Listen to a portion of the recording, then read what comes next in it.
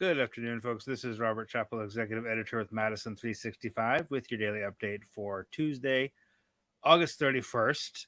I want to stress one overarching fact with regards to the COVID numbers today. And this is something I said yesterday, something I've repeated a few times. We remember last year when summer was fine, July things started to get bad, and then early September, the wheels fell off and everything went to hell. And like by November, we were in full crisis mode, right? Um, the statistics we're looking at today are worse than they were 1 year ago. Not by a lot, but by enough to make me feel like the half of the state that's unvaccinated is going to have a very hard time in the next couple of months, which will then translate to a hard time for the rest of us as well, because not only are the numbers worse today than they were a year ago, kids are going back to school. Everything's open. There are no restrictions on gatherings. There are no restrictions on capacities in restaurants. So we're going to basically try this again. Right? Last fall, we tried to get through a pandemic with universities open, but K through 12 closed, with restaurants that I don't remember what there was at this time last year, but basically restaurants 25% capacity or less. Gatherings basically outlawed, right? Nobody's having weddings, nobody's having parties indoors. Well, some people were, but they weren't supposed to be. Everybody had masks on, basically across the state, or they were supposed to at least. And now we're going to do that same thing again with schools open, restaurants open, bars open. Only one county so far that I'm aware of has a mask mandate. They're talking about city of Milwaukee. They're talking about city of Racine. But on the flip side, half of the state is vaccinated. A little over half. So I don't know what to tell you. Like, we're going to cross our fingers and hope for the best. It feels like this is going to go the same way it did last fall. So brace yourselves. Here's the numbers for today, which again are higher and worse in every case. Every one of these numbers is worse than it was at this time last year. Today we're reporting 2,098 new cases, just shy of 2,100. Again, that's a little bit of that is catch up from the weekend, right? Yesterday we reported 899 because the weekend they're just not processing the tests. So you get more tests reported on Tuesday, even though they might have taken place over the weekend. That makes sense? But still, that pushes our 7-day average up to 1,667, which is the highest that's been since January. Since January. The positive test rate, I don't know what to tell you about this. This is just awful. It's 8%. In the past 7 days, 8% of all tests have come back positive. That includes people who are tested every day. Healthcare workers and other folks that just get tested every single day, and are almost always negative, right? Because they're in the full PEs and everything. But 8% of all tests are negative. Now, there's also less testing happening right now than there was a year ago, right? So that might account for the daily average test rate being slightly higher. But it also tells you that you have fewer tests, but more positive cases. That's never a good sign. Deaths today also stays at 8 per day is the average for the last 7 days.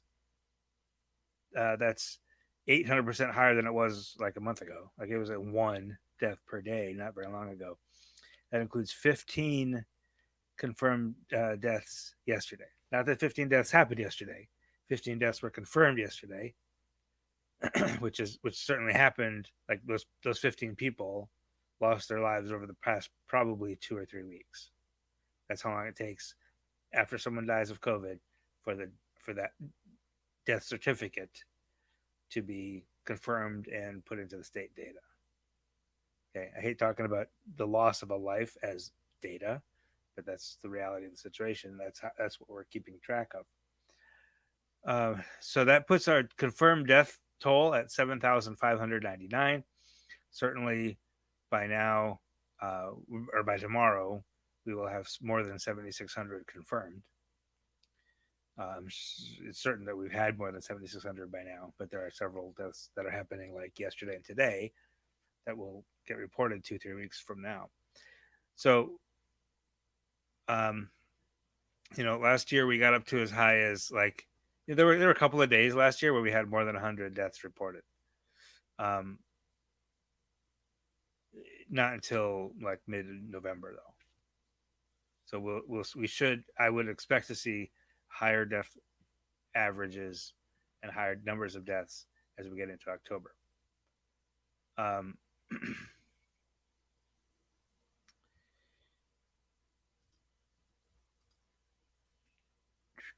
so what else we got here? Let's talk about hospitalizations.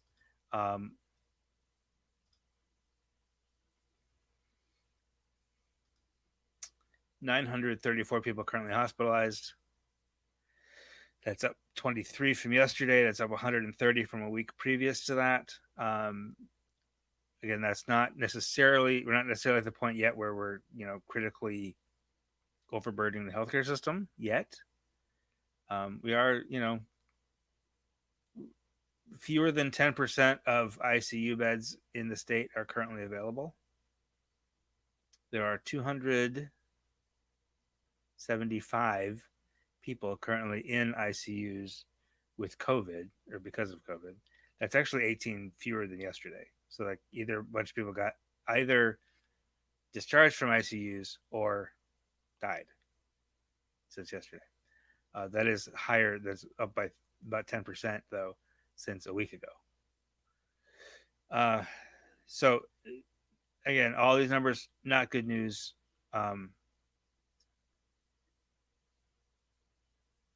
I'm just catching up on comments. This is a good question, Jessica. Yes, we won't know. We about 2 weeks before we get another monthly update. The DHS is updating these statistics monthly, which is not ideal. I would like it more often than that. But there is a new page that they just launched 2 weeks ago on their site, and I will put a link in the comments for you because I think this is good information. And Jessica, you're asking the right question, I think. Illness after COVID, or after vaccine. I'm sorry, illness after COVID, illness after vaccination. That gives you a sense as to the cases and the hospitalizations and the deaths among fully vaccinated and not fully vaccinated people. Again, these are per 100,000 people, right? These are not raw numbers because the population of vaccinated and population of unvaccinated are not equal. So I mean, actually, they kind of are almost equal at this point, but they haven't been, and they won't be. So to look at the raw number of people who get sick and get hospitalized and die in each population is not comparing apples and apples, right? So you're looking at a rate. So you're looking at it. So the link I just sent, I just put in the comments. This is for July. Is the most recent data we have. You're looking at 125 cases per 100,000 people among people who are vaccinated. Compare that to 369 cases per 100,000 people if you are not vaccinated, right? So basically 3 out of every 4 COVID cases in July were not vaccinated. You're 3 times as likely to get sick if you're unvaccinated. The difference between in hospitalizations and deaths is even bigger. 18 hospitalizations per 100,000 people, not 100,000 people who test positive, just 100,000 people. 18 out of every 100,000 people who are not vaccinated landed in the hospital. Compare that to 5. So more than 3 times as likely to land in the hospital. 1 0.1 deaths per 100,000 people, and compared to 0.1 deaths per 100,000 people. So basically, you're 10 times as likely to die if you're not vaccinated. Not if you're not vaccinated and get it. Just if you aren't vaccinated and just going about your life, whether you get it or not, you're 10 times more likely to die from it.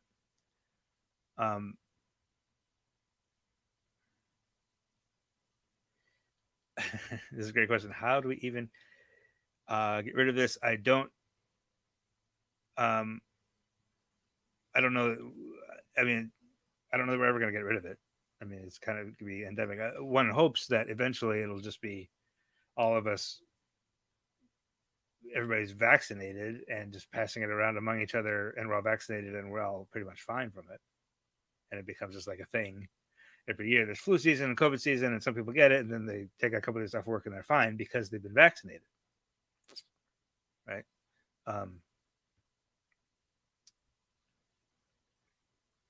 So, I mean, that's not a very satisfying answer.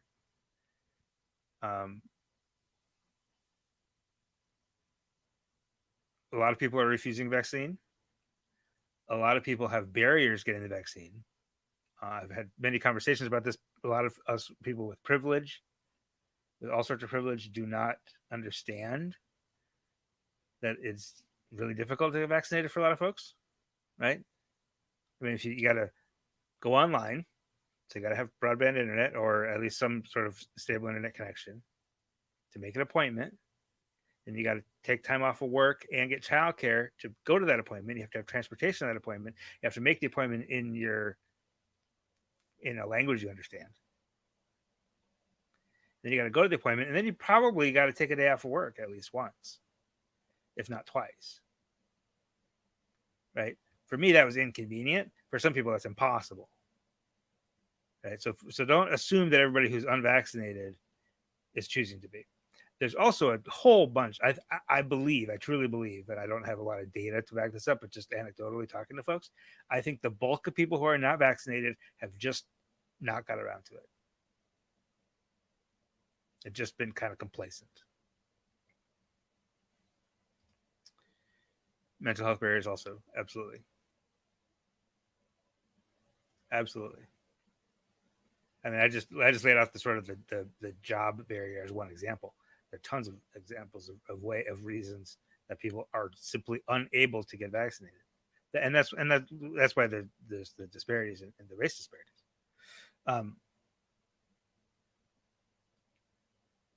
I think the sort of virulent anti-vaxxers are a relatively small percentage of folks who aren't vaccinated. I think the bulk of them haven't felt the urgency yet, and that sort of hypothesis of mine is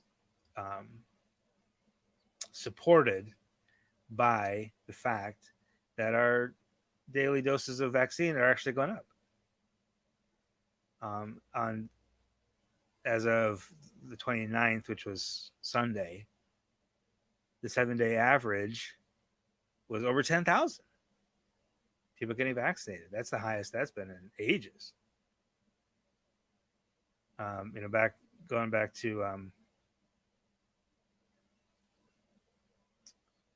to June, it was in the 11,000, 12,000 range per day. But since the end of June, it's been in like 5,000 a day. And now it's back up to 10,000 a day, precisely because I believe the outreach efforts are working, first of all, the state's outreach efforts, but also people are hearing these numbers. School's starting, people are getting worried, and people who have been like, oh, I'll get around to it, are finally getting around to it, which is great. That's good. It genuinely makes me happy that more people are getting this done. So that's my thought. I'm reading your earlier comment here, Jessica. Yes, you're right. You can't lock stuff down for 2, 3, 4 years. And and you can't force people to take vaccines, although you can make it very inconvenient to live without a vaccine, which I think is what's happening. That's the other thing that's going to drive vaccinations is, private businesses don't want to get sued. They don't want to get their customers sick. So they're going to require vaccines. University of Wisconsin is basically requiring vaccines without requiring vaccines. So you have to either be vaccinated or get tested once a week, which is going to be a pain in the neck. It's going to be easier just to get the damn vaccine rather than go get your nose swabbed every once a week, right? I think that's what's going to get there. It's what's hardly going to get it eventually.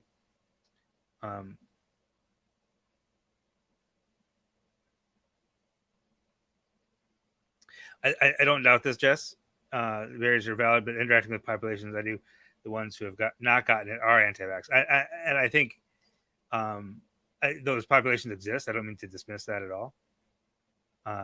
And I think there's some hesitance among communities of color because of lack of trust, as well as misinformation on social media and disinformation. I don't doubt that at all, Jess. That the folks you're dealing with are digging their heels in, not going to get it. Period. I just don't think though, and I'm sure that that's the majority of people you're working with, that you're dealing with on a day-to-day basis. I genuinely don't think that's what it is. I don't think those are the majority of the entire state population. I hope not. I hope not. I hope there's folks that are.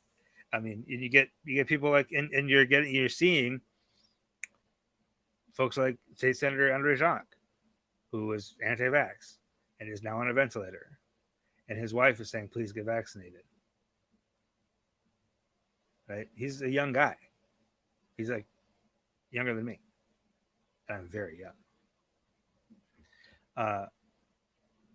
So you're going to start seeing folks who are not really anti-vax. I think a lot of anti-vax people are not really anti-vax. They're more like anti-government, right? And they're grabbing onto this vax as a thing to be opposed to because that's what their political leadership is telling them to do.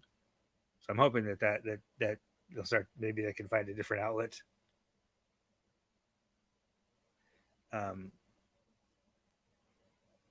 For their rage.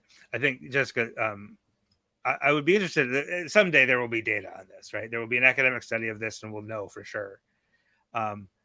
Jessica thinks there are more anti-vaccine than people who have barriers. I think my gut tells me that in Wisconsin, at least, this is probably different in other states, but in Wisconsin, at least, I would imagine that the barrier population, the folks that just can't get it, and the virulent anti-vax not going to get it population are, I would imagine, about very similar in size. But I still think there's a big group of folks, besides those two smaller groups, that are just that complacent and haven't got around to a group.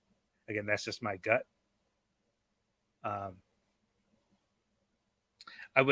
think there are larger populations across the United States for whom the barriers are the problem.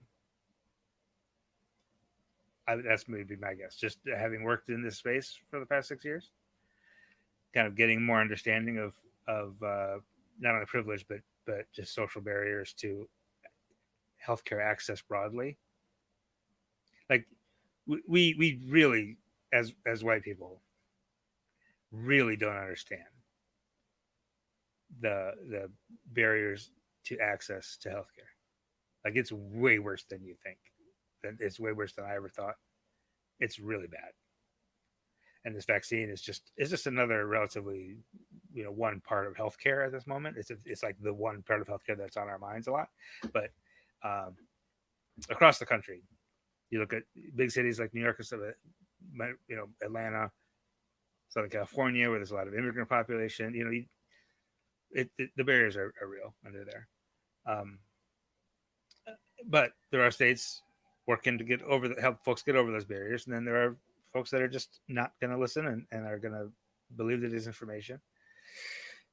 So that's that. Anyway, so we got kind of off, but I appreciate the discussion there. One other note of news I want to mention is, speaking of vaccines, in the Madison Metro School District, I told you Friday that the administration had was going to recommend that the school district, that the school board institute a mandatory vaccine policy, right? Which wouldn't have a huge impact because most of the staff is already vaccinated, right? So you're talking about a relatively, kind of at the margins, but still to make a statement, to set an example. The teachers union came out in favor of that policy on Monday, which is not shocking, but a little surprising, right? The teachers union doesn't typically like the idea of any sort of requirements like that, but they came out in favor of it.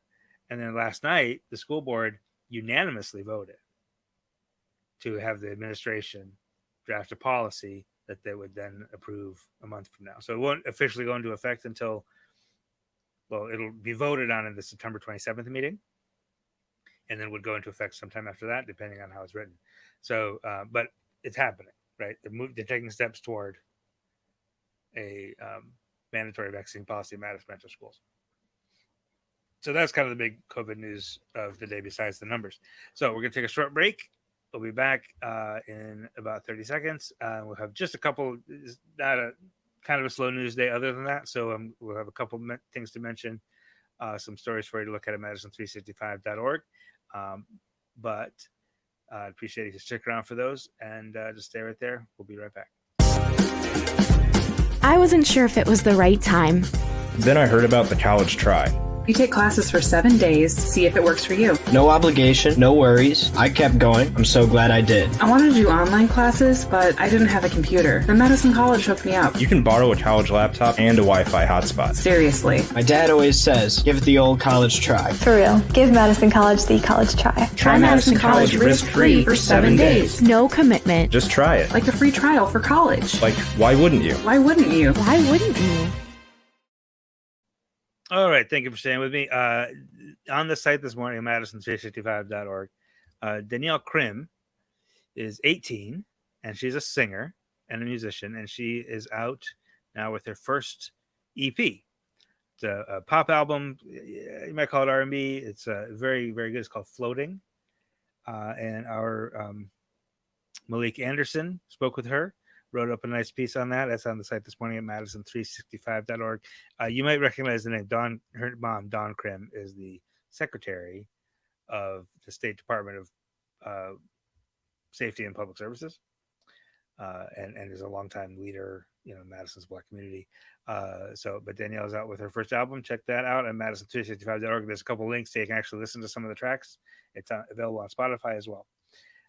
Also today, UW Health announced a new sickle cell clinic. The picture here is the director of the clinic, Dr. Moniba Nazif. She's an assistant professor at Madison at the University of Wisconsin, and it's a new clinic that will provide coordinated care for patients with sickle cell disease, which, as you might know, is disproportionately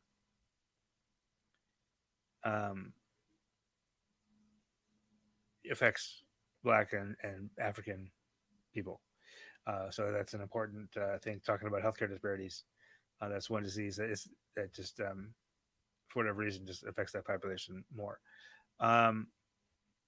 That is just those couple of stories today. We got a couple of updates from Afghanistan on the site as well, which, as you know, is an important thing happening right now as well. So take a look at that.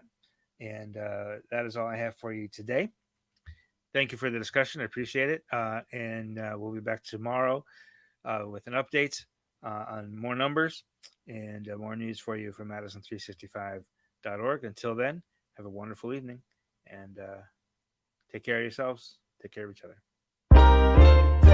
This is 365 Media.